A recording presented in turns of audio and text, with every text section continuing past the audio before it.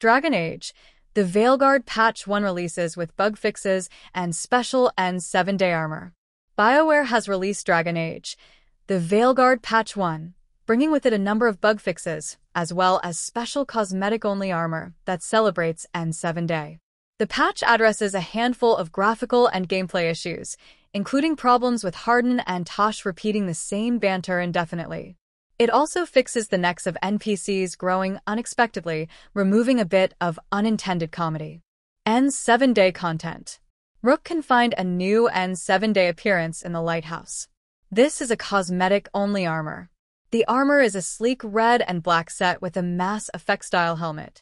It can be accessed after completing the Hardin mission, the Singing Blade, with a chest appearing next to the workshop in the Lighthouse area, part of BioWare's annual celebrations honoring Mass Effect. Bug fixes. Fixed an issue where DLSS options could end up grayed out on a 40 series NVIDIA GPU. PC only. Eliminated the cause of a small number of crashes. PC only. Updated CSS version to 1.3.1. PC only. Fixed an issue where some customizations were not applied to the Inquisitor correctly in one of the ending scenes. Fixed a bug that caused companion skill points to reset. Adjusted companion approval notifications so they remain on screen longer as scenes end.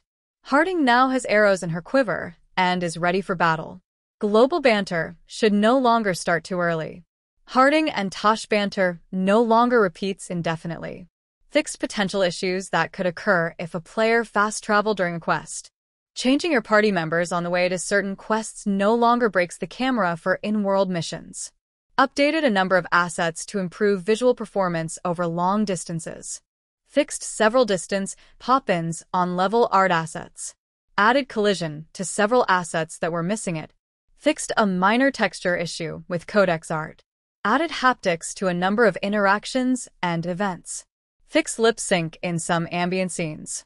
Adjusted audio balance on several assets.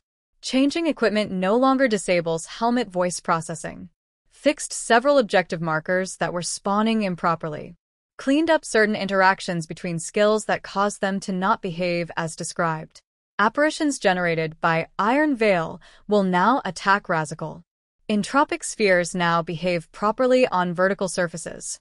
Fixed a bug where taunt would sometimes be cleared early, which caused enemies to ignore it.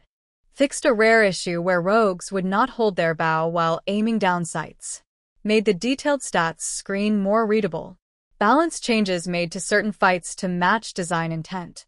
Balance adjustments made to several player skills. Fixed leashing exploits on major encounters. The Rage Demon's Ring of Fire should now be appropriately dodgeable in all situations. Slowed down the Speedy Raven and Hosberg. Adjusted creepy corpse movement while they moved on/off camera. The Dalish elf in the Unwanted Guests quest is now an actual elf. Fixed a rare blocking issue in the Sea of Blood quest. Hala should no longer float during the In Entropy's Grass quest. Fixed a blocking issue in the Pinnacle of Its Kind quest. Adjusted timing on epilogue text cards. NPC necks no longer grow unexpectedly. Corrected instances where NPCs would not properly look at each other or at Rook. Long hair should now properly mesh with certain armor. Fix several issues with makeup in character creation. Venatori crystal VFX should now disappear properly. Added scroll will support to the cell screen. Opening the journal while on the map no longer causes it to continue scrolling. The faction achievements will now be gained properly upon reaching max faction strength instead of the faction cap.